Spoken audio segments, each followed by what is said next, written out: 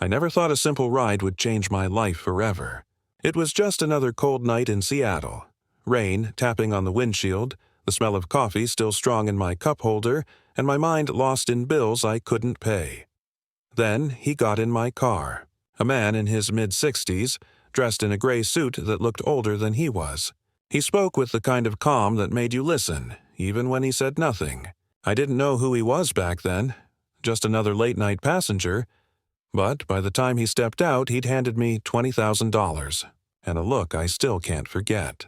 The next morning, he was dead. They called it a heart attack. But the truth was buried in his will, a secret that tied me to his past, to his revenge, and to something I never asked to be part of. That night didn't just end with a dead millionaire. It started a chain of events that destroyed everything I thought I knew about right, wrong, and mercy. I still remember the night it all started. January 14th, the kind of night that makes the city feel tired. The rain had been falling for hours, washing the streets until the yellow lights looked blurry, like the city was crying too. I was parked outside a hotel downtown, engine running low, waiting for a ride request.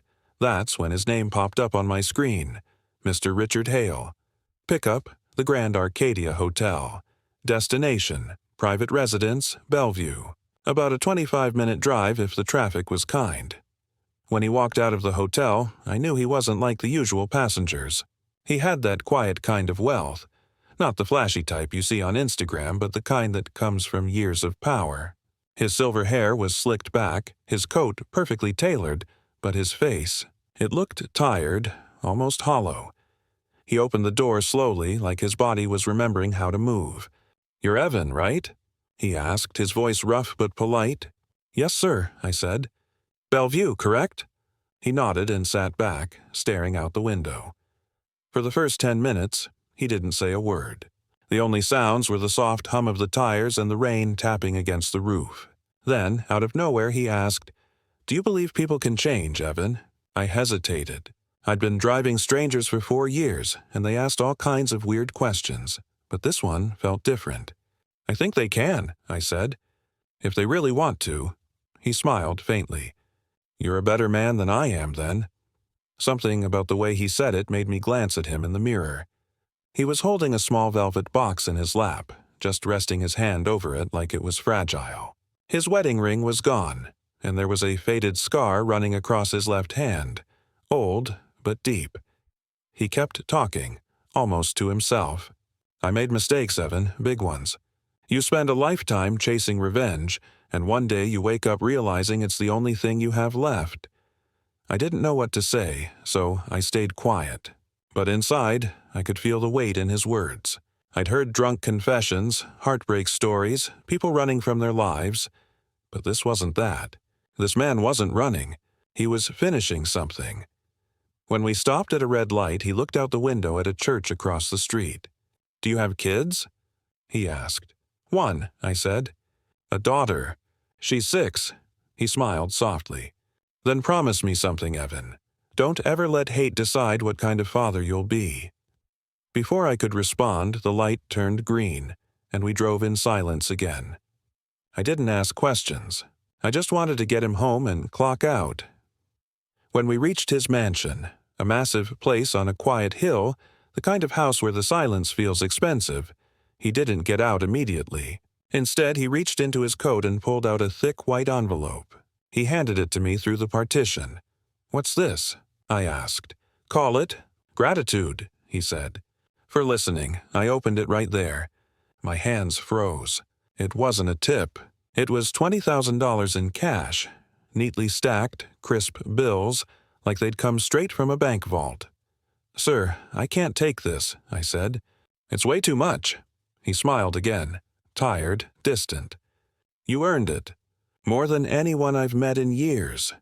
Then he leaned closer and whispered, "If anyone asks about tonight, just tell them I was quiet, nothing more."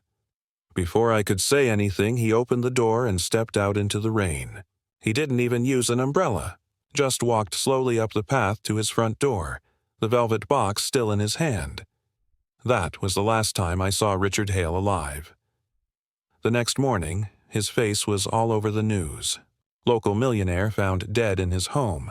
Suspected heart attack. I stared at the TV, the envelope still sitting on my kitchen table. But what caught my attention wasn't the headline. It was the reporter's words. Sources say a handwritten note was found beside him.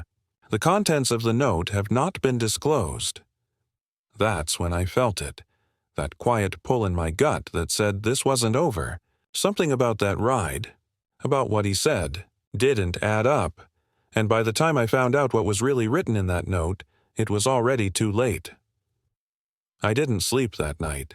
I sat in my kitchen, staring at the envelope like it was cursed. The money felt too heavy to touch.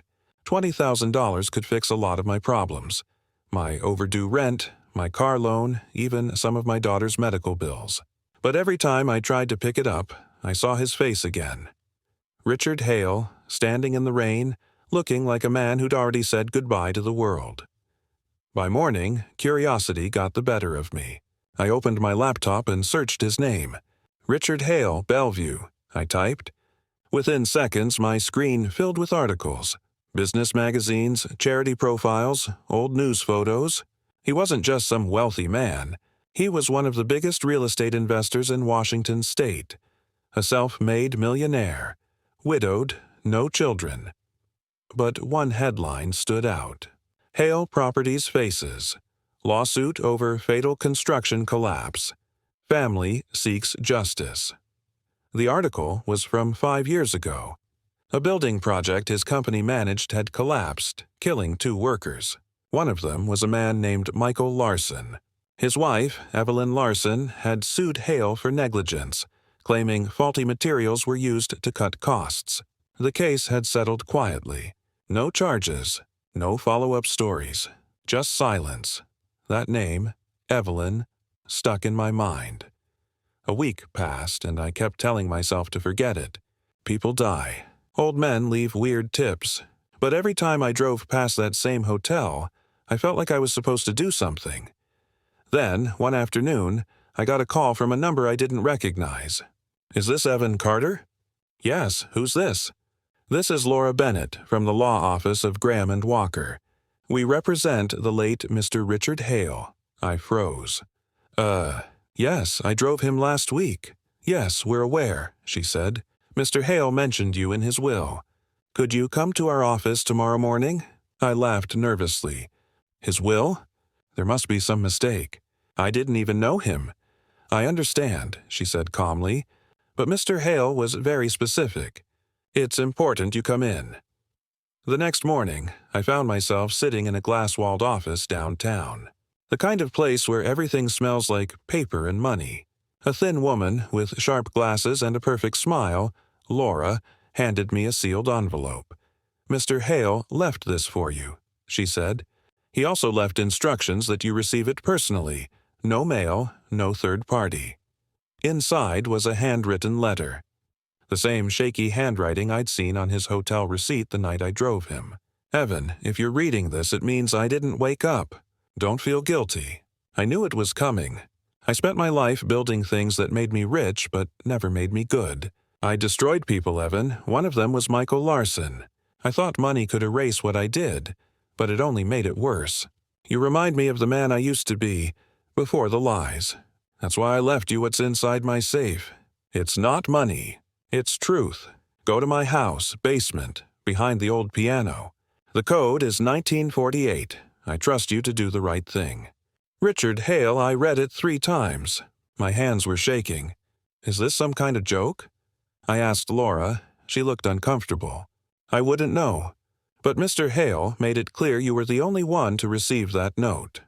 That night, I drove to his mansion. The police tape was gone, the house quiet. I shouldn't have gone in. Every part of me knew that. But something about that letter wouldn't let me sleep. The front door was unlocked. The house smelled like dust and old wood. I walked through the grand hallway, my shoes echoing against the marble. It felt wrong, like walking into someone's memory. When I reached the basement door, I hesitated. My hand hovered over the handle. 1948, I whispered, typing it into the keypad. The door clicked open. Inside, the air was colder. I turned on the light, and there it was, an old upright piano, the kind people keep for decoration. I pushed it aside, and behind it, a small wall safe. The same numbers again. When the door swung open, I didn't find gold or jewelry, just a thick brown folder sealed with a paper band. Across it, in bold black letters, were the words, "Larson Case, Confidential." My chest tightened. I pulled the band off and opened it. Inside were photos, signed statements, and documents. Everything pointing to the same thing.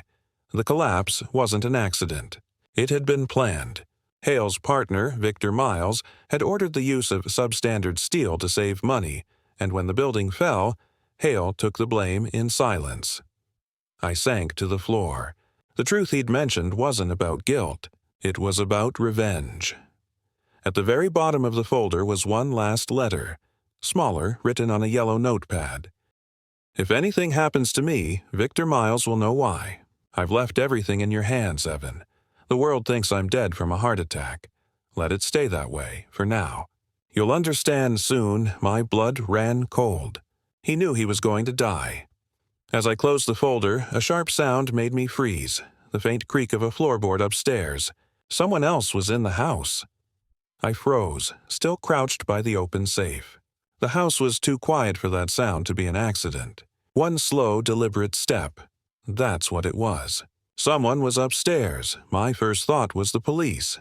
Maybe they'd come to secure the property again. But then I remembered the way that floorboard creaked. Slow, heavy, cautious. Whoever was up there wasn't supposed to be. I shut off the basement light and stayed perfectly still. My heart was pounding so hard I could feel it in my throat. The faint smell of cologne drifted down the staircase, sharp and expensive. It wasn't Richard Hale's. I'd remember that scent. A few more steps, then silence. I slipped my phone out, turned on the flashlight, and scanned the room for anything I could use as a weapon. My hand landed on a rusted metal wrench near the boiler. It wasn't much, but it felt solid. I waited, counting each second. Then I heard the basement door creak open. "Mr. Hale?" A man's voice called softly. "You down here?" The voice didn't sound friendly. I didn't answer. I pressed myself against the wall, barely breathing. The footsteps grew louder. One, then another, until I could see the shadow of a man at the bottom of the stairs. He was tall, wearing a dark coat, and his hand rested inside his pocket like he was holding something. I raised the wrench slowly, ready to swing if he came closer. But before I could move, his phone rang. He swore under his breath and answered it. "Yeah," he whispered. "No, the cops are gone. I'm checking the place now. No, I don't see anything missing. Relax. Hale's dead. There's no loose ends." My stomach dropped. No loose ends. That's when I knew. He wasn't here by accident. He was here to make sure of something. He turned and started walking toward the safe. I had two choices. Hide and pray he didn't notice the open door, or move before he found the folder. I chose wrong. The light from his phone landed right on the safe. Door wide open, folder gone. "Son of a," he muttered, spinning around. His eyes swept the room, and then they locked on the faint reflection from my phone screen. "There you are," he said. "I didn't think.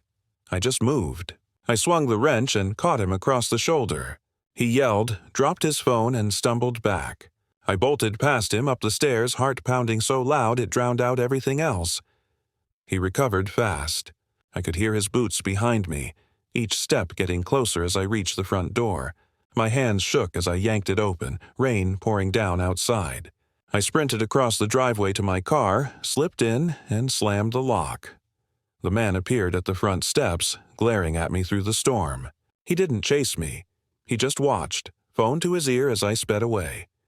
I didn't stop driving until I was 20 miles out of town. I pulled into a 24-hour diner and parked behind it, breathing hard, rain dripping off my jacket. My phone was buzzing. 3 missed calls from an unknown number. When I finally answered, a calm male voice spoke. "Evan Carter, you have something that doesn't belong to you." "Who is this?" I snapped. "That doesn't matter. What matters is you put it back. Tonight." "I don't know what you're talking about." The voice sighed. "You were seen leaving Hale's property. Don't be stupid. You don't want to end up like him." The line went dead. I sat there in silence, staring at the folder on the passenger seat. The rain outside blurred the world into streaks of gray. Every instinct told me to throw it away, pretend none of it ever happened. But I couldn't, because inside that folder wasn't just evidence. It was proof that a man had been murdered for profit, and Richard Hale had died trying to make it right. That night, I went home, locked every door, and hid the folder under a loose floorboard in my bedroom. I kept replaying everything. Hale's words, his letter, the man in the house, the voice on the phone. None of it fit together yet, but I knew one thing. Richard Hale hadn't died from a heart attack. He'd been silenced. The next morning, my phone buzzed again. This time, it was a message. No name, just a photo. It was my car, parked outside my apartment. Underneath, 3 words. We found you. I didn't go to work the next day. I didn't even leave my apartment. Every sound outside felt like a threat. Every passing car made me freeze. That photo they'd sent wasn't just a warning, it was a promise. They knew where I lived. I kept checking the window blinds, half expecting someone to be watching from the street. My daughter, Lily, was at her mom's place for the week. Thank God for that. I couldn't have her anywhere near this. Around noon, I pulled the folder out from under the floorboard again. I needed to know what was inside that was worth killing for. There were dozens of papers, bank transfers, signed contracts, email printouts. The deeper I went, the uglier it got. Richard Hale hadn't been innocent, but he'd been cornered. His business partner, Victor Miles, had been funneling money from their projects into offshore accounts. When the Larson building collapsed, it wasn't just negligence, it was a cover-up.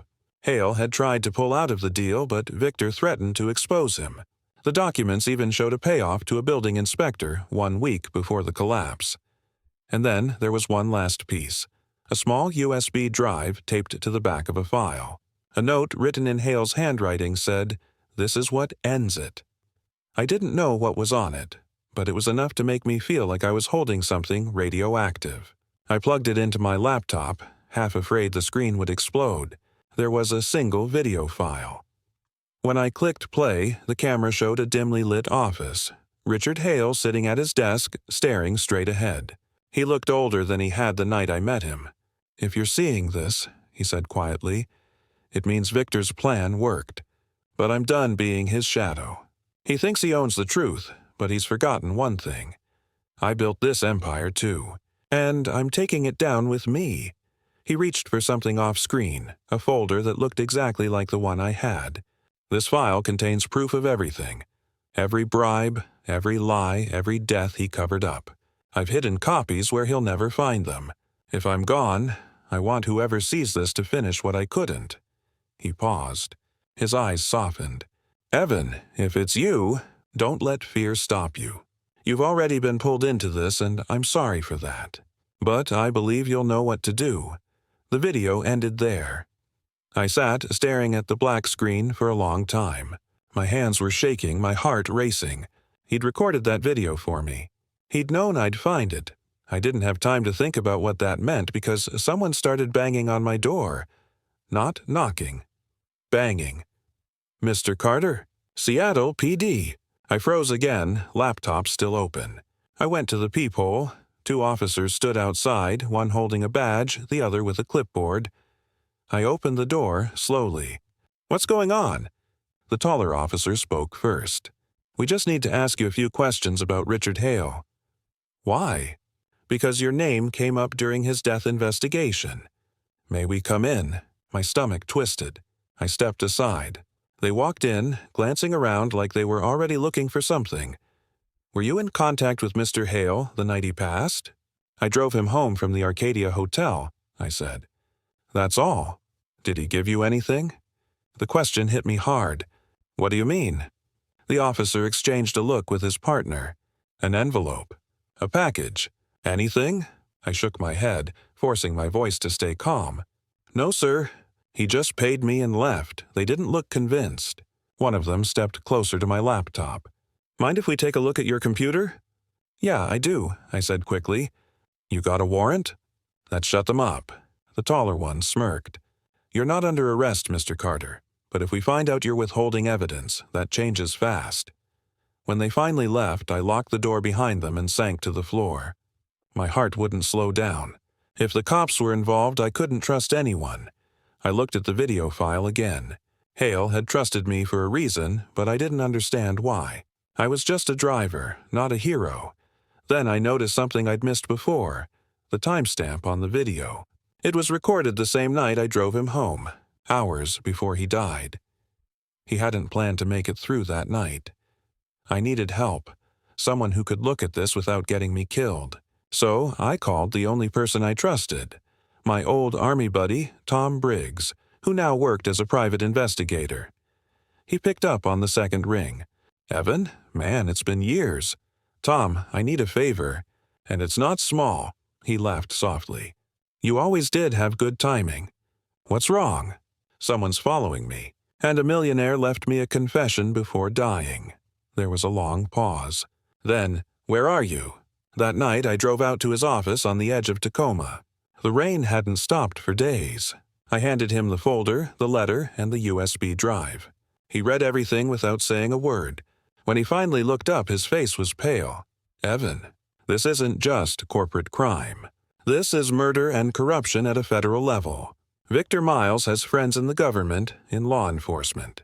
If Hale tried to expose him, that's why he's dead." I leaned back exhausted. "So what do I do now?" Tom sighed.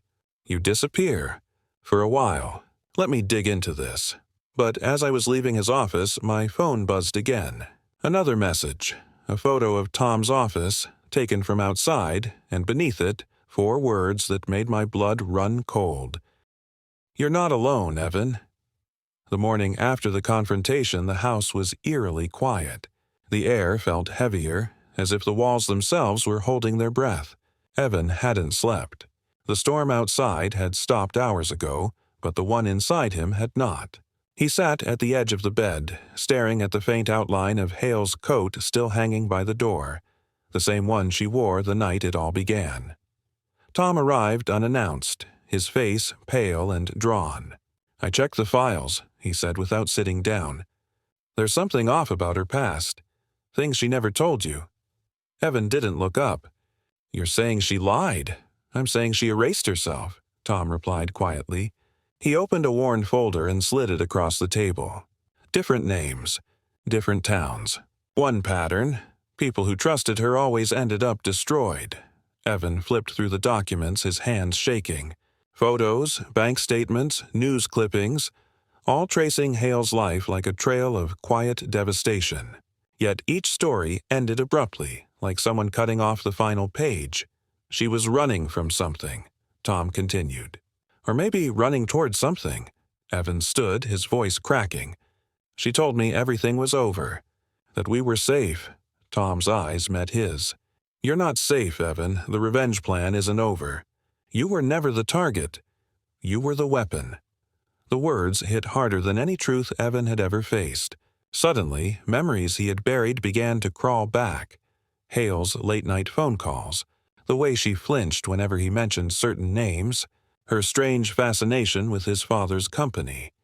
He looked out the window.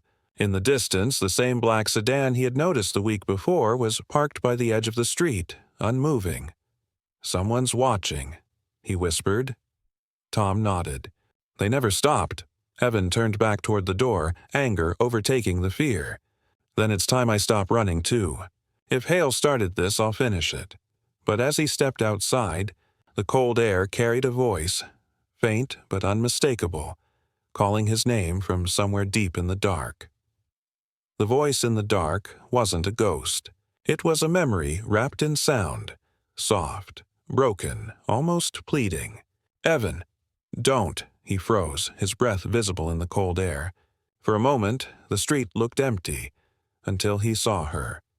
Hale, standing beneath the flickering streetlight like a ghost caught between worlds. Her coat was the same, but her face looked older, worn by fear more than time. Evan took a step forward. "You lied to me," he said quietly. "About everything." Hale didn't deny it. She only whispered, "You were never supposed to find out." Tom, watching from a distance, moved closer but stayed silent. The tension between them was too thick to cut. Evan's voice trembled with anger. "Who are you really?"